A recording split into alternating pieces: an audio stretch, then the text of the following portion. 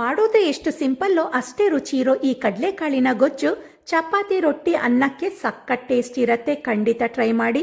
Simple ಆದ ಒಂದು ಮಸಾಲೆಗೆ ತುರಿದಿರೋ ಕಾಯಿಗೆ 1 ಟೀ ಸ್ಪೂನ್ ಸೋಂಪಿನ ಕಾಳು, ಒಂದು ಸಣ್ಣ ಉಂಡೆ ಬೆಳ್ಳುಳ್ಳಿ, ಟೊಮ್ಯಾಟೊ ನೀರನ್ನ ಹಾಕಿ ಸ್ವಲ್ಪ ತರಿತರಿಯಾಗಿ ರುಬ್ಕೊಳ್ಳಿ. ಈಗ ಒಗ್ಗರಣೆಗೆ ಎಣ್ಣೆ ಕಾಯಿಸಿ ಸೋಂಪಿನ ಕಾಳು ಹೆಚ್ಕೊಂಡ 2 ಈರುಳ್ಳಿ, ಕರಿಬೇವು ಹಾಕಿ ಈರುಳ್ಳಿನ ಬಾಡಿಸ್ಕೋಬೇಕು.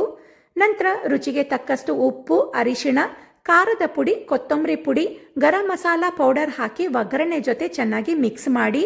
ರಾತ್ರಿ ಇಡೀ ನೆನೆಸಿದ ಕಡಲೆಕಾಳು, ದಪ್ಪ ಹೆಚ್ಚಿದ ಆಲೂಗೆಡ್ಡೆ ಹಾಕಿ ಮಸಾಲೆ ಜೊತೆ ಮಿಕ್ಸ್ ಮಾಡಿಕೊಂಡು ರುಬ್ಬಿದ ಮಸಾಲೆ ಹಾಕಿ ಹಸಿ ವಾಸನೆ ಹೋಗೋ ತನಕ 1-2 ನಿಮಿಷ ಫ್ರೈ ಮಾಡ್ಕೊಳ್ಳಿ.